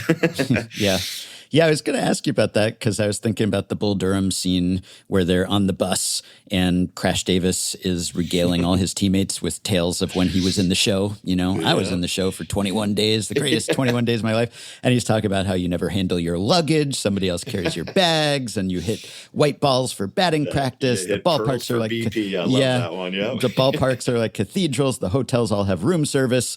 The women all have long legs and brains, which you would never say as a happily married man. Of course not. But the other things, everyone knows about the pay difference and the obvious differences. But what are some of the other lifestyle things where it's just like, it's not so bad to be in AAA, obviously. Like, the Durham Bulls in that movie were still A-ball, I think. But still, like, what are some of the things you might not know just about how kind of cushy it is in the big leagues, even compared to the highest levels of the minors? Man, yeah, I think the thing that stands out, I think, for me has got to be the flights. It's no secret that, teams are chartering planes or own a plane, which in and of itself is fantastic. You have your team, your organization that's on a single flight. But it's just the ease of which, for anyone who has been stuck in an airport line, which has got to be just about anyone who's ever flown, the ease of getting through an airport onto a plane and then taking off is just so dramatically more comfortable than checking the bag and getting into a security line. And I was in Atlanta when they had the partial government shutdown, and the Atlanta airport is so remarkably busy to begin with. And I get there, and it took me about 10 minutes just to find the back of the line. I was in the security line for about 2.5 or 3 hours. I got there early enough to where, because I knew all this was coming, but that's an extreme example, of course. But there's just no waiting. You just go right through, and it's just so nice, and to be able to get on a plane. So I think that would be for me the one where it's like, boy, that convenience is such a luxury that I've come very much to appreciate it. Yeah. That said, I wonder how you have observed conditions improve in the minors since you started, because it's been 15 years since you got drafted and made your pro debut. Staten Island in the New York Penn League, short season A-ball, which doesn't even exist anymore. And, gone to those. And then it's been a decade since you got to AAA the first time, I guess, with Memphis. And this was before the minor leagues unionized and joined the MLBPA and everything. And so teams were not providing nearly as much to minor leaguers back then. So I wonder what you have observed going back to the minors, even if it was just AAA after a while away, aside from maybe the occasional rehab assignment or something, just how things have evolved. Yeah, there's been some very dramatic differences. A lot less peanut butter and jellies for pregame meals. A lot less, just deli meat sandwiches for pregame meals. And I love a good PB&J. I've got kids. I love a good PB&J. I love a good ham and cheese sandwich every now and then. The 2 of them a day before the game, and then the 1 or 2 of them a day after the game. That gets to be a little much. I think that the food being offered, the hotels, to be honest, I cannot remember all that well, but I think the food is a huge difference. And the housing, which I haven't taken advantage of, but there are some new housing rules and stipulations to where they have to give you your own room or something like that, or they put you up in housing instead of players having to, crawl through these different cities and see like, okay, who can I do a short-term lease with? That's not going to take my entire paycheck. That has definitely been a big difference, which has been nice. I think that teams are slowly starting to kind of provide some of those things that help with performance. I think that there is plenty to continue to do, but at the very least, in a decade, it has gotten a little bit better. Yeah. Yeah. And you talked about the turnover, and teams are just constantly shuffling their rosters, and often it is kind of the back of the bullpen, and guys are getting optioned and guys are getting called up, and then guys get DFA'd and then they re-sign, and sometimes that happens a few times in a season, and there are some limits on how many times you can do certain things over the course of a year. But it's like, you have a 26-man roster, but that's kind of theoretical. It's like you almost have a bunch more guys who are almost on a taxi squad the way that they had during the pandemic, kind of, where they're just sort of cycled in and out and we need a fresh arm. But I'm sure you're always happy to get the call regardless of the circumstances. But it's, as we said, it's pretty disruptive, I imagine, and sometimes guys will come up and they'll have a great game and then they're sent right back down because it's like, well, we just needed you for this, or someone's coming off the IL or whatever. And it's got to be a tough pill to swallow. Yeah, the performing really well and getting optioned is just a miserable feeling. And there's restraints on teams and rosters and stuff like that. So those moves are as of right now kind of part of it. On just a base level, you always want to see good performance rewarded. And I'm hoping that, baseball can kind of move towards a little bit more towards that. But it is as of right now, and it has been in the past, it is a part of the game where the team's needs and the individual players' needs don't necessarily always match up perfectly. And it has led, especially lately in the past handful of years, it has led to a lot of turnover with teams, a lot of DFAing and claiming and rosters changing to try and take advantage of having players available and all that stuff. And, in my perfect world, every major league team has 100-man roster and the league minimum is $1 trillion. And stands are packed with people and hot dogs are $1. Right. So there's a lot that I, in my utopia, that would shift a little bit, but yeah, that's part of it. And it is the most difficult thing is seeing someone get called up, especially if it's like a debut or something like that. You get called up and you shove and you're incredible and you're getting guys out left and right. And it's like, thanks for those couple of innings. Thanks for those few innings. We got to make another move. You're going to AAA. It is hard to watch, but that's, I think, part of what makes really good baseball players is being resilient. And that's one of those, just another thing you have to be resilient about sometimes. Is there kind of parity when it comes to at least some of the resources, the information, the technology? StatCast obviously is in the minors as well. And so if you want to look up how you did, or if you want to check out video or get scouting reports on your upcoming opponents or whatever, work on something in the pen, are you able to do that in AAA about as well as you are in the big leagues, or is there still a significant difference there? Yeah, the teams that I have been on, I guess the information that I use is not quite as in depth, I don't think, as the information that some other people might use. So I'm a little bit easier of a candidate to have to deal with because it's like, all right, John's an old fart. He wants to know what the location of the pitch was. He doesn't care about the release tilt versus the break tilt, right? Like there's a lot that I'm just not good enough. So knowing the information isn't going to help me. So the places that I've been, yes, in AAA, I've gotten what I have needed. They can put those portable TrackMans up behind home plate for when you're throwing a bullpen before the game.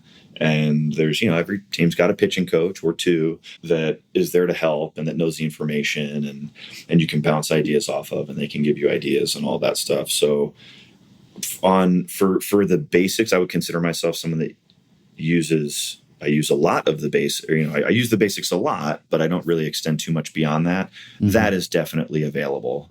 I think if you want to get into like the really nitty gritty stuff, if a AAA team has 2 pitching coaches, that's great, and they can do a lot, but their capacity for work is very different than 2 pitching coaches, a pitching director, a bullpen coach, a director of pitching performance. That's all on a big league staff, along with all of the analysts that, whose offices are down the hall that you can go and ask questions. So there's, as you would expect, major league teams are spending more money on staff to be able to have them available and do more things at the major league level. But I've been so fortunate to work with some really, really, really good, high quality staffs in AAA as well. And for the information that I need, I'm just like an idiot rolling out there. So I'm easy breezy to work with. But they do the best that they can. I wouldn't necessarily call it parity, but I would say that depending on the organization, they're trying to give you what they can. I don't know if the Rockies have a team-wide policy when it comes to pitcher challenges, because some teams have all but banned pitchers from doing it, given the track record being not so hot. So I don't know whether you've been tempted, whether there is sort of a soft ban in place, or what would it take for you to feel like I'm going for it, I'm tapping the head, I'm tapping the cap?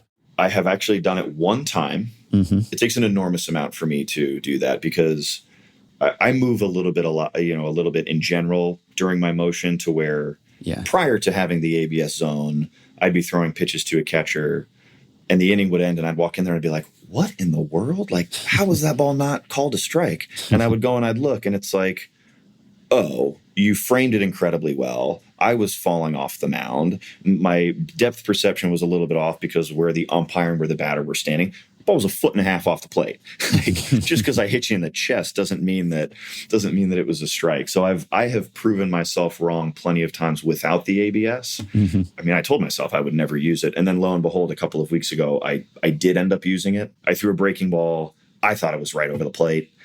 But the runner was, there was a runner on first. He was going to steal second. So like the catcher pops up, catches the ball, throws it down to second.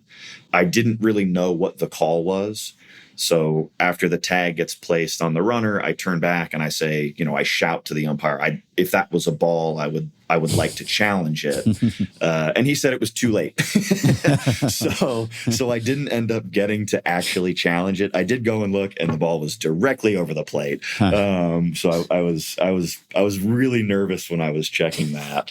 But yeah, so I have attempted to challenge, but I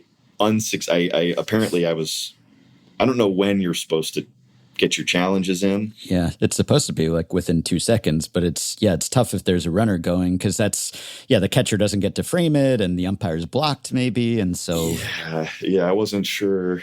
I could have challenged it, but then I would have gotten hit in the face by the throw to second. Right. So oh well. But I love seeing the challenge system in place. I think it's really exciting. It gives fans at least a few opportunities a game to get really into a call that's about to happen. And if the home team gets it right, there's an explosion of cheers. And if the home team gets it wrong, you can kind of like feel that depression of energy throughout a stadium. So I think it's a fun thing to have. And even if you don't give it away on the outside, are you thinking on the inside sometimes? I hope my catcher challenges this one. Please challenge that one. Yes, sometimes. Yeah. Sometimes I'm thinking like, ooh, I hope he challenges it because I thought it was a strike, and I would like my arrogance of knowledge of the strike zone to be confirmed by someone else thinking it was a strike. Yeah. And every now and then they do, and we get it. But I will say the catchers that I've thrown to with the ABS have been really good. Even if they get it wrong, it's like the timing of when to challenge is almost just as important.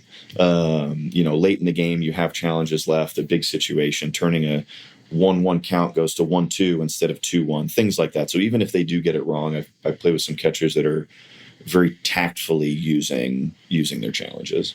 It does seem like the zone is a little bit different, though, even aside from the challenges. I know there's been some analysis about the way the zone is differently shaped or smaller just because umps are kind of taking into account the challenge zone, which is technically a little different from the 3D strike zone that is still sort of in place, but is different in terms of where the pitch is judged to be a strike or not. So I know this has been in place in the minors for a while, so I don't know whether you've really felt the impact of that, but certainly earlier this year, the walk rate was way up in the majors as everyone was kind of adjusting to, wait, what is a strike now? I don't know. It's a big difference. There's definitely a big difference, and you can see it, even if it's, even a few inches total is massive. I mean, you see a lot of these challenges that are less than an inch, going one way or the other. So I believe the Office of the Commissioner's idea for baseball was to speed the game up a little bit and provide more offense or more excitement in that way. And what they've done to the strike zone is it's maybe not speeding up the game. The pitch clock is doing that, but it is definitely, I think, providing more opportunity for offense, because there are, you look at some of the calls that used to happen a handful of years ago. You can't just throw the ball to the catcher's glove 6 times in a row and all right, he's hitting the spot. So this is our strike zone. But yeah, it's definitely shrunk what as a pitcher, I would say it's shrunk considerably. I'm sure hitters would be like, yeah, it's a little smaller, but nothing crazy. So when I talked to you last year, your agent, Joe Rosen, emailed me to say he really enjoyed the conversation, but I can't believe you didn't ask him about his walk-up song. And is it even called a walk-up song if you're a pitcher? I'd call it maybe an entrance song. The exhausted run-out song at altitude? Yeah. Your jogging in song. But I did not ask you about it, and I told him if I had you on again, I would. So please feel free to share. I mean, it's a classic. It's Wham! Wake Me Up Before You Go. It was picked for me in the year would have been 2012. The radio announcer at the time in Charleston, South Carolina, I was playing for the Charleston River Dogs in the Yankees organization, and our announcer was picking different walkout songs for people who didn't really have a preference, and I didn't really have a preference. And I will never forget, the college had just gotten back in or had just gotten out, something like that. Like there were a lot of college students still in Charleston. So, and that's usually when the games are pretty packed. And they played it, and I mean, it was just, the fans loved it. Like you could sing along to it. I think the movie Zoolander is just hysterical, and the gasoline fight cracks me up. It's so ridiculous, and I think it's one of the funniest scenes. And it's playing during that scene too, so there was just a lot of things that kind of went into it that made it just really fun. And seeing like songs don't really do it for me, like I love music, but like I can't put a song on and then all of a sudden be like kind of ramped up or anything like that. Fear does it for me. You put someone who's 6'6" and 300 pounds in the batter's box, that'll get me going a little bit. Fight or flight kicks in. Yeah, exactly. But yeah, so I've never been terribly picky about songs, but when he chose that song and it played and just seeing like the crowd reaction, I thought, oh, this is what I would want to hear if I was here watching the game, and I have just kept it since. So it's been a good 14 years of Wake Me Up Before You Go. Yeah, people like the sort of idiosyncratic or anachronistic song choice, because most guys are going to go with a song that is currently or recently popular. And so when you hear something a little older, maybe that appeals to the older audience, but it just might be more recognizable to people who are not listening to Top 40 or Hot 100 or whatever. Yeah, exactly. It mixes it up a little bit. It's different. It's happy and it's upbeat, and that's I think a good thing. Now you got to get the like Edwin Diaz, Johan Duran style. The lights come off, and then Wham plays, and then everyone gets psyched as you sprint in, and then gasp for breath on the mound. But yeah, the whole choreographed, live performers and trumpets, and I guess when you're more of a middle inning guy, maybe you don't tend to get that treatment. Yeah, the John Brebbias of the world don't necessarily see flames on the board and then let one rip at 91. The one thing I have asked teams for is like, hey, is there any chance that we could get the gasoline fight from Zoolander on the Jumbotron? And there are some copyright issues. Yeah. So To be fair, they don't feel like paying to be able to use that scene. I completely get that. I should ask how much it is and gauge just how badly I want it. But yeah, that's the one thing I have asked, and they're like, come on, man, we're not going through all this just to play something ridiculous for you as you run into the game.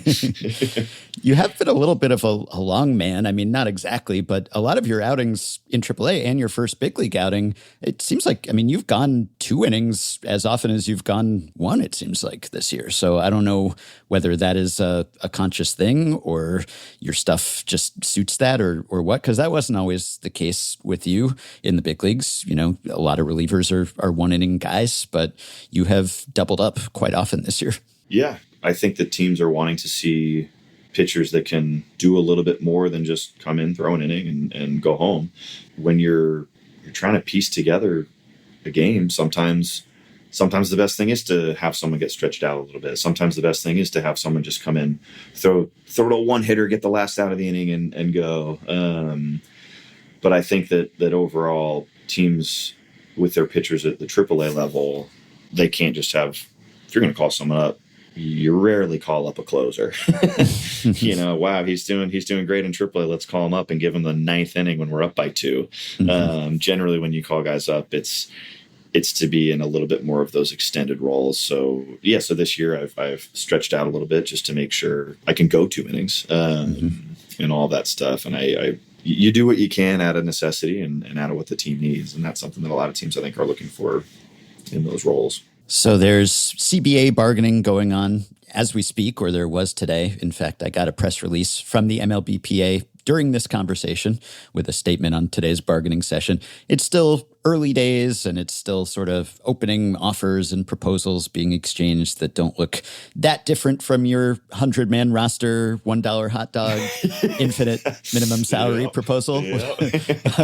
But how closely are you and most players following this, and how do you stay on top of it? How do you find out what's going on and who proposed what, and how are you feeling about all of it? Yeah, there's your meetings in spring training where, you know, kind of the idea of what the union is looking for and what the teams are looking for and the owners are looking for sort of gets laid out.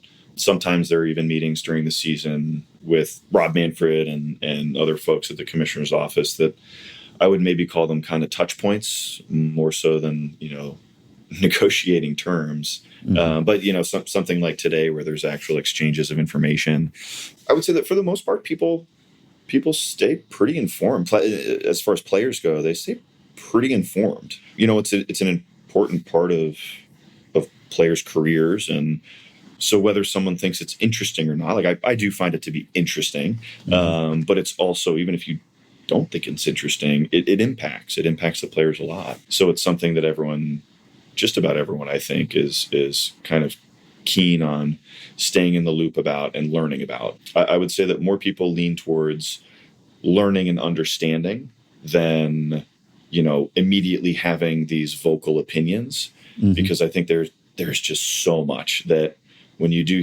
that press release comes out today, there's a lot of information that needs to be digested. So you go to your team rep, or, you know, we're sitting in the bullpen for an hour or so before anyone needs to warm up and we're chatting about it. Things like that happen a lot more. And then as negotiations sort of go on and players on the team start to form opinions and look for what they want and see what they want, then you can kind of get into the, like, okay, this is where it's heading. And then you get a little bit more of those opinions. But I'm always fascinated. Anything negotiating, I'm fascinated with, whether it's when I call to negotiate a new cell service bill, or whether, you know, and it's a difference of pennies, or whether I'm looking at major league salaries and it's a difference of hundreds of thousands of dollars. Like it's all very fascinating to me. And the tactics that are sort of in play during all of this stuff to me is a lot of fun. I'm an extremely petty person though, so I'm like the last person in the world you want negotiating, because I will die on any hill. It's, if we want the smallest thing in the world, we got to have wet wipes in the bathroom in the clubhouse. If the owners say no, I'll never play again. I'm standing strong. I'm not buying my own wet, right? Like I'm just the worst when it comes to that. So I love keeping my eyes on it, and I love learning and understanding what's happening, because in all seriousness, it is very important for players to understand and know, but I think guys do a really good job of that. And having been on several organizations in the past year or so, I guess you probably have a decent sense of how people are feeling. You got your finger on the pulse. So I'm sure everyone's kind of bracing for a lockout to be imposed, presumably not long after the season, as was the case in the previous round of bargaining. Do you get the sense that everyone is more or less in lockstep here, or committed? Maybe not as much with the wet wipes specifically, but yeah, it's just me with the wet wipes. With the real things that are happening. I would say that there's probably more unity in heading into this CBA. I would say this CBA and some of the I'm going to mess up the year here. Was it 2023? 2020 going into 23? I get my years confused. Yeah, I would say that year and just so far from what I'm seeing this year, there's been a lot of unity, a lot of people thinking, kind of thinking along the same lines, which is, from when you head into the CBA, it's a really cool thing to see. And more importantly, I think people know what they want. It's less